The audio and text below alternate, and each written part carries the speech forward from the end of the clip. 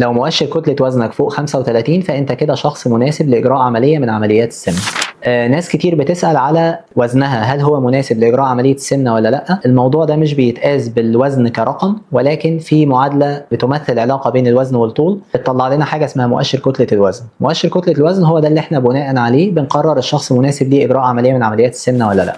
لو مؤشر كتلة الوزن فوق 35 فده شخص مناسب لإجراء العملية. لو مؤشر كتلة الوزن فوق 30 يصاحبه مجموعة من الأمراض المزمنة زي الضغط أو السكر في الكبد الدهني، كل دي حاجات مصاحبة لزيادة الوزن وبتخلينا نقدر ان احنا نجري عمليات السمنه المفرطه. السمنه بتتقسم لدرجات، الدرجه الاولى من مؤشر كتله الوزن بيكون فيها من 30 ل 35، الدرجه الثانيه مؤشر كتله الوزن من 35 الى 40.